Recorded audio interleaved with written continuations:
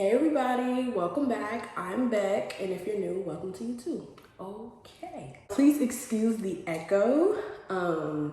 I just moved into my new place, so I don't have all my carpets and stuff yet to absorb the noise, so please ignore it. Okay, no major intro today. We're just gonna jump right into it because this video has been way too delayed. We're gonna do a quick 10-minute beat. You guys are gonna get ready with me to see Barbie. I'm so excited. Fix Plus Spray primer because, yeah, we're just doing something light. Okay, so I have been gone, and if I'm looking down, it's because obviously you guys already know I have my notes.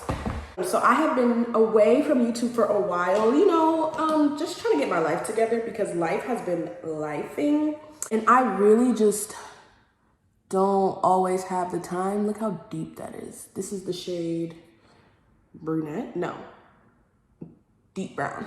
So in 2022, I was diagnosed with something called PCOS, okay? And PCOS stands for polycystic ovarian syndrome, okay? A whole lot of words to tell you that you have cysts on your ovaries, essentially. That's what that diagnosis is. And I'm definitely oversimplifying. I'm not a doctor, I'm not a medical student, none of that, okay? So please do your research if you want to know even deeper about this. Just telling you my experiences and what I've been through this last year and a half, 2 years. I was having very painful and irregular periods, and that's always been something that I've had ever since I had a period. And I literally thought that's just what periods were supposed to be. Like, I had the All About Me American Girl doll book, all that. Like, I just truly thought, for me, I guess painful periods is just what I'm supposed to be having, right? I just thought that was what it was. My periods also gave me crazy mood swings, like ridiculous mood swings, right? And I am very a happy, cheery, go-lucky person. I've always been that way. However, when my period would come on, it would be like I was crying uncontrollably. I was so angry. I was so butthurt about every little thing that occurred. And I know that's like, oh, that sounds like, you know, PMS, but think of PMS times 10, right? And it was to the point where I was feeling so low about myself that I needed to, you know, make sure that I was advocating for myself, talking to my parents, saying, hey, I don't feel okay. I feel like, you know, I wanna, feel me? 2 to 3 years prior to my diagnosis, I was on birth control, and then I had stopped. I had Nexplanon on, and then I stopped. So at first I thought it was because I had birth control, but yeah, I wasn't sure. So I asked her, I said, hey, can we, you know, do something to check my uterus or my ovaries or any, like my female organs? Can we just check them, baby? Because this ain't supposed to be hurting like this. I got an ultrasound, which I didn't know ultrasounds weren't just for pregnant people. Please excuse me if that's silly or ignorant. I really didn't know you can get ultrasounds for other things besides pregnancy. So I got an ultrasound, and it won't no baby in there. I got an ultrasound, and the ultrasound showed that I had these little like dots all along my uterine wall and like around my ovaries. And at first I was like, okay, I know my family does have a history of fibroids. So I was like, okay, is it fibroids? She was like, oh yeah, baby, those are cysts. They're small, right? They're small, but those are definitely cysts nonetheless. So I was just like, okay, wow. And so after that, I got a little blood work done because I'm the type of person, when it comes to my health, I gotta be sure, baby. I don't have time, right? Like, I gotta be sure. And she told me, she was like, yeah, boo, you have PCOS. And PCOS, you know, does have different types. And based on your blood levels and looking at what's in your blood, I can tell you also are, you're pre-diabetic, you're at risk for being pre-diabetic. So that tells me that your PCOS is most likely the insulin resistance type of PCOS. And please feel free to do more research because, like I said, not a medical doctor. And so once I got that diagnosis, I just felt like so many things clicked into place for me. So yeah, that's definitely when my parents stepped in and were like, okay, we need to handle this PCOS diagnosis. What are we going to do about it? I was really scared of having medicine like that wasn't for like the flu or something, right? It was medicine for your mental health, right? Medicine for depression, medicine for anxiety. And especially in my culture, it's a little bit stigmatized. Luckily, my parents also are very open-minded and they're really good about mental health. And so my parents have always been open and willing to therapy. So I'm always grateful to my parents for that. And so that's when I went to a psychiatrist. And meeting the psychiatrist was a very different experience. Not bad, not negative, just definitely not therapy for me in my experience. Now, I know some psychiatrists do therapy work, like clinical work also. But my psychiatrist, she was more like, I don't know, she was more like the medicine lady, if that makes sense. Not really for therapy in my opinion. Maybe that's because I already had a therapist, I don't know. Right? So with that being said, I saw the psychiatrist, excuse me, and she prescribed me LEXAPRO. And if I'm not doing my makeup in the order y'all like, I'm so sorry. You see how this side is more sheer than this side? I definitely should have not. I don't know how, but I added too much on this side. Anyway, chat. I started taking LEXAPRO 2022, and it was an adjustment period for sure. Okay, so don't mind my appearance or whatever.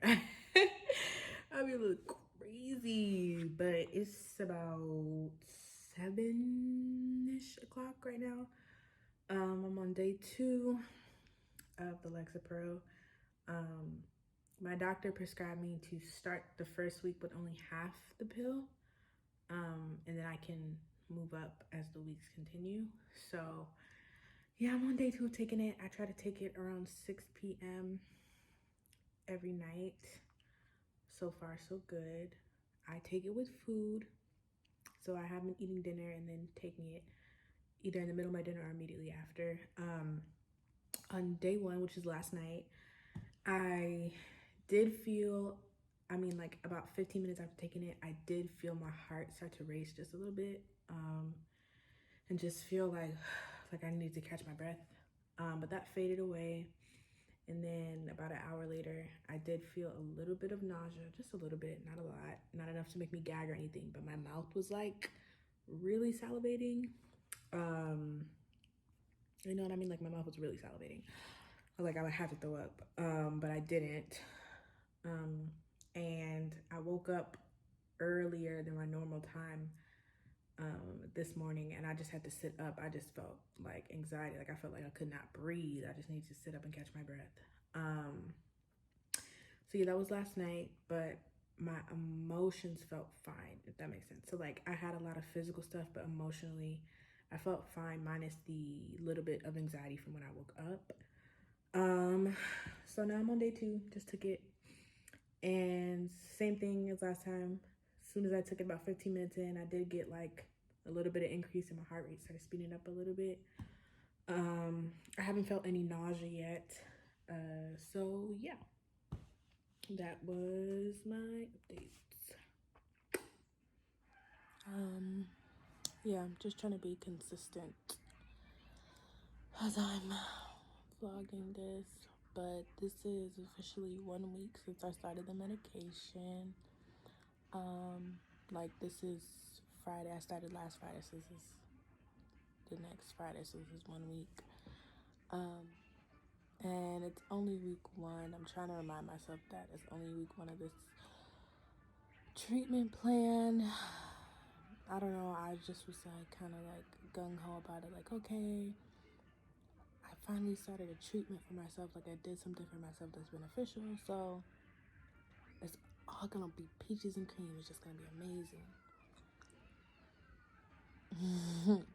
And it's not bad, it's just hard.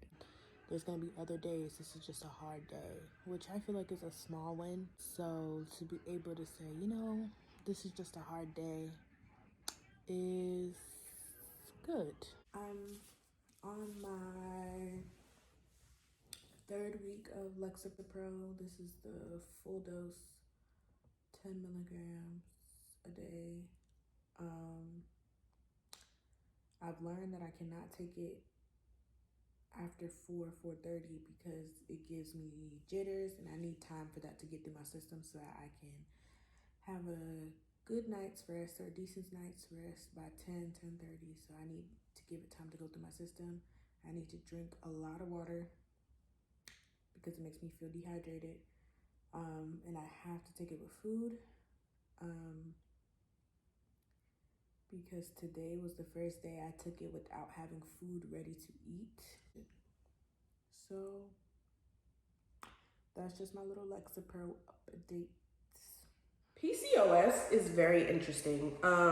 Currently I use the Flow app to track, and I know there's been a lot of controversy around that app. If there's a different app that you like it, I love it, baby. Do you, feel me? Got time to rub my makeup.